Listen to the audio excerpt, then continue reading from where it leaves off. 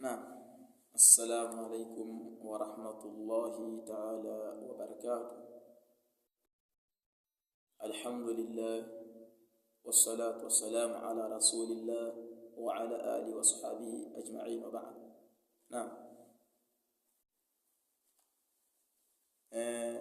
tunaendelea na masaili ya muasir ambayo yaharibu funga. Tunaendelea kupitia kitabu hiki cha 100 masala tutataala bisiyani. Hapo tuko katika masaili ya 20. Fika masala ya 20. Masala haya ربما قد كثر في هذا الوقت السؤال فيه. بعض النساء يسألون هل إذا منعت الحيض فهل يبطل الصوم أم يمكن هذا المسألة أم لا؟ فلهذا أجيبهم أم أقول لهم ولغيرهم، ولكن قد أجبت لبعض الذي قد سألني، فرأيت أن هذا المسألة ربما يكون في بعض الناس مشكلة، فأردت أن أرسل لبعض القنات.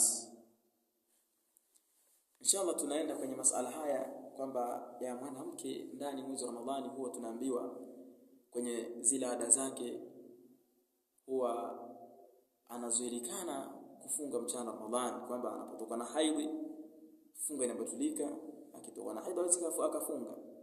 Sasa je, endapo akaamua kuzuilia ila haidhi ili aweze kufunga mchana Ramadhani? Masala haya kaje, twende sambamba inshallah. Dawa'u mani al-hamli au dawa'u mani al-haidhi, dawa ya kuzuilia mimba. Lakini hapa kusudia dawa'u mani al-haidh, dawa ya kuzuilia haidhi. Moja kwa moja tuende dawa'u mani al-haidhi, dawa ya kuzuilia haidhi. Mwanamke kaonelee ili niweze kufunga mwezi mchana Ramadhani wote, basi niweze kutumia dawa ya kuzuilia haidhi. Yafaa kwenye fiqh al-islami, fiqh al-sunna wal-jamaa, fiqh ya madhhab Shafi'i. Sema istimalu al-mar'ati ad-dawa'i liman al-haidhi, kutumia mwanamke dawa kwa ajili ya kuzuia haidhi. Litatamakana min as-siyami, ili muwezekanie kufunga.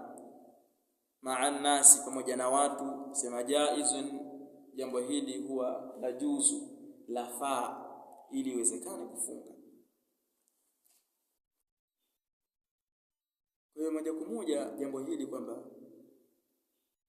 ni jaiz, japo wa kullu ma yajuzu tarku aula. Wa fi fatawa al-Qummat, ma hasilu, katika fatawa ya al-Qummat unachooni huyu maneno ambayo hasilu batala maneno yake kwamba yasema jawazu isti'mali dawa'i liman al-haidh intaha. Sema kujuzu kutumia dawa kwa ajili ya kuzuia haidhi, maneno yake yamekoma. Ya maneno yake ya alimamu huyo katika Imam Qummat katika fatawa zake atolea kwamba kujawazisha kutumia dawa kwa ajili ya kuzuia haidhi ili mtu aweze kufunga. Pia wal-allama al-Qummat huwa Muhammad ibn Hasan al-Qummat az-Zabidi, kwamba allama huyu mwanachuoni al-Qummat ni yule Muhammad ibn Hasan al-Qummat az-Zabidi ambaye kafa mwaka 903 Hijiria.